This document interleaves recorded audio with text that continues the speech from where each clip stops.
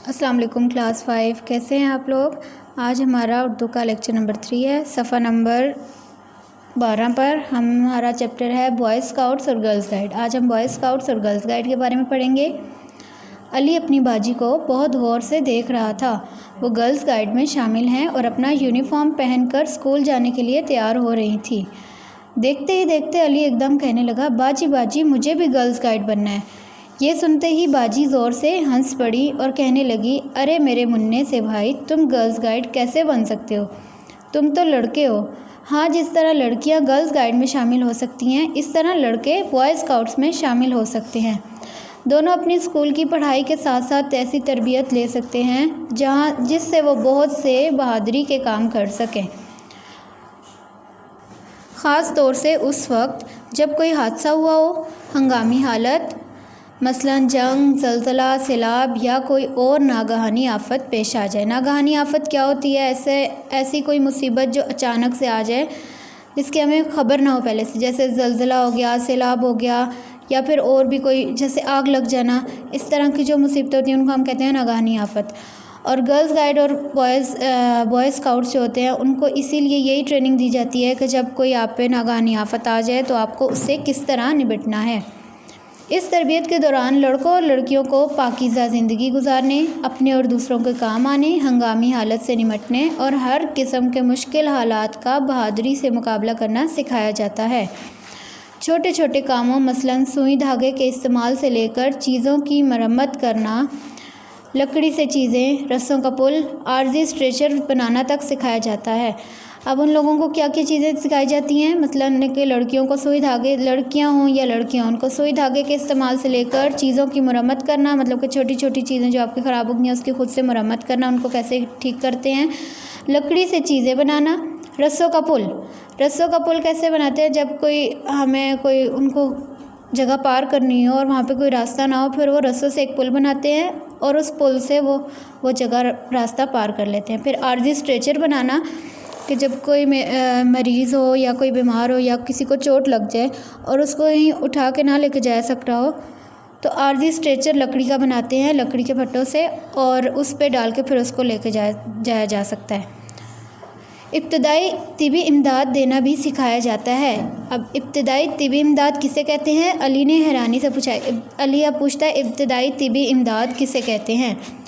چوٹ لگنے، زخمی ہونے یا کسی اور تکلیف مثلاً سانپ یا کسی کیڑے کے کاٹنے کی صورت میں فوری طور پر مریض کی مدد کرنے کو ابتدائی طبی امداد کہتے ہیں۔ ابو نے جواب دیا، جو علی اور باجی کی باتیں سن کر وہاں آ گئے تھے۔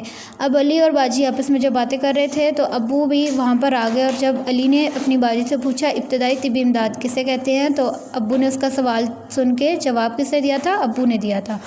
اور کیا جواب دیا تھا؟ کہ کسی بھی سانپ یا کیڑے کی کاٹنے کی صورت میں فوری طور پر مریض کی مدد کرنے کو ابتدائی طبی امداد کہتے ہیں۔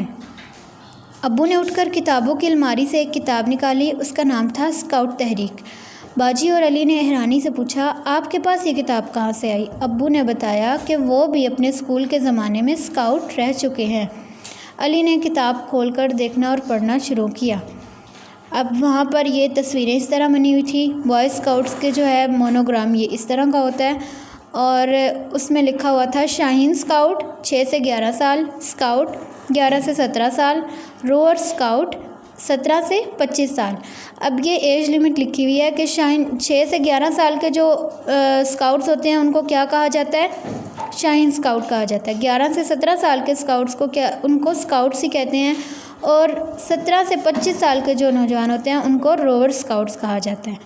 اب اسی طرح گرلز گائیڈ ہیں، گرلز گائیڈ کا یہ نشان ہوتا ہے، اور ان میں بھی عمر کے حساب سے نام ہوتے ہیں کہ 6 سے 11 سال کے جو گرلز گائیڈ ہوتی ہیں ان کو جونیئر گائیڈ کہا جاتا ہے، 11 سے 16 سال کو گرلز گائیڈ، اور 16 سے 21 سال کو سینئر گائیڈ کہا جاتا ہے۔ او ابو، میں تو شاہین اسکاؤٹ بن سکتا ہوں، علی نے خوش ہو کر کہا۔ اب شاہین اسکاؤٹ کون سے؟ 6 سے 11 سال۔ تو علی 6 سے 11 سال کے بیچ میں تھا، تو اس نے کہا میں تو شاہین اسکاؤٹس بن سکتا ہوں۔ ہاں ہاں کیوں نہیں، دیکھو آگے کیا لکھا ہے۔ اسکاؤٹ تحریک کے بانی لارڈ بیڈن پاؤل تھے۔ وہ برطانیہ کے فوجی تھے۔ انہوں نے سوچا کیوں نہ لڑکے اور لڑکیاں ابتدائی طبی ابتدائی تعلیم کے دوران لکھائی پڑھائی کے ساتھ کچھ ایسے کام اور ہنر سیکھیں جس سے ان کی اپنی اور ان کے ارد گرد رہنے والے لوگوں کی زندگیاں بہتر ہو سکیں۔ اسکاؤٹ تحریک کے بانی کون تھے؟ Lord Baden Powell. وہ برطانیہ کے فوجی تھے۔ اب انہوں نے یہ سوچا تھا کہ لڑکے اور لڑکیاں تعلیم کے ساتھ ساتھ کچھ ایسے کام بھی سیکھیں جس سے وہ اپنے آس پاس جو لوگ ہیں ان کی مدد کر سکیں۔ انہوں نے ایک کتاب لکھی جس میں تربیت کا مکمل پروگرام تھا۔ اس پروگرام کو آزمانے کے لیے انہوں نے ایک کیمپ لگایا اور اس پروگرام پر عمل کرنا شروع کیا، جیسا کہ کیمپ میں رہنا، بہت کم اشیاء کے ساتھ گزارا کرنا، خود سادہ کھانے بنا لینا وغیرہ۔ یہ پروگرام بہت کامیاب رہا۔ والدین بھی بہت مطمئن ہوئے۔ انہوں نے اپنے بچوں میں خود اعتمادی اور دوسروں کے کام آنے کا جذبہ بڑھتے ہوئے دیکھا۔ رفتہ رفتہ اس پروگرام کی شہرت بڑھی اور دنیا کے بہت سے ملکوں نے اسے اپنا لیا۔ اب یہ تحریک پوری دنیا میں موجود ہے۔ بوائے اسکاؤٹ اور گرلز گائیڈ کی روحانی، ذہنی، جسمانی اور سماجی نشو و نما کی تربیت میں کچھ مہارتیں اور ہنر یہ ہیں۔ اب گرلز گائیڈ اور بوائے اسکاؤٹ ان کو جو چیزیں سکھائی جاتی ہیں ان میں یہ چیزیں شامل ہوتی ہیں: اپنے مذہبی عقائد کے بارے میں جاننا اور ان پر عمل کرنا سیکھنا، مثلاً روزانہ کی ایک نیکی کرنا، ذاتی صفائی اور ماحول کی صفائی کے طریقے سیکھنا، مثلاً خود صاف رہنا، استعمال کی چیزیں صاف رکھنا، مثلاً جو برتن وغیرہ ہیں آپ کے استعمال کے برتن ہیں ان کو صاف رکھنا، پانی ابال کر ٹھنڈا کر کے پینے کے استعمال کرنا، مطلب کہ ذاتی صفائی میں اور ماحول کی صفائی میں آپ کے اپنے جسم کی صفائی اور آپ کے ارد گرد جس جگہ آپ رہ رہے ہیں اس جگہ کی صفائی شامل ہے۔ چاق و چوبند رہنے اور جسمانی توازن قائم رکھنے کے لیے مشقیں کرنا، مطلب کہ آپ کو ایکٹیو رہنا اور جسمانی توازن قائم رکھنا، مطلب کہ آپ کو اپنی صحت ایک متوازن رکھنی چاہیے کہ نہ بہت زیادہ کمزور ہو انسان اور نہ ہی بہت زیادہ موٹا ہو جائے۔ اس کے لیے مختلف مشقیں، مطلب کہ مختلف ایکسرسائزیں کرتے ہیں۔ ابتدائی طبی امداد کے طریقے سیکھنا، مثلاً زخم کی صفائی کر کے مرہم پٹی کرنا، اہم مقامات اور اداروں سے رابطہ کرنے کے طریقے جاننا، مثلاً فائر بریگیڈ، پولیس، ایمبولینس اور اسپتال وغیرہ کے ٹیلی فون نمبر جاننا، مطلب کہ وہ نمبر یاد کروائے جاتے ہیں ان جگہوں کے کہ اگر کوئی ایسی مصیبت آ جائے تو فوراً سے ان کا نمبر ملا کے ان سے رابطہ کیا جا سکے۔ مختلف آلات، مثلاً cell phone, landline phone, گھڑی، کمپیوٹر وغیرہ کے استعمال کا طریقہ جاننا، ٹریفک کے قوانین اور سڑک پار کرنے اور کروانے کے قاعدے جاننا، بچت کے فوائد سے آگاہ ہونا اور اپنے جیب خرچ میں بچت کرنا سیکھنا، مطلب کہ بچت کے فوائد سے آگاہ کرنا کیوں ضروری ہے کہ اگر آپ کے پاس کم پیسے بھی ہیں تو آپ کو یہ طریقہ آنا چاہیے کہ کس طرح کم پیسوں میں بھی خرچہ کس طرح کیا جا سکتا ہے اور جیب خرچ آپ کو جتنا ملتا ہے اس میں سے بھی بچت کرنا سیکھنا۔ علامہ اقبال کی سوانح حیات اور ان کی کم از کم 3 نظمیں یاد کرنا۔ سوانح حیات مطلب کہ ان کی زندگی کے بارے میں پڑھنا اور ان کی 3 نظمیں کم از کم یاد کرنا۔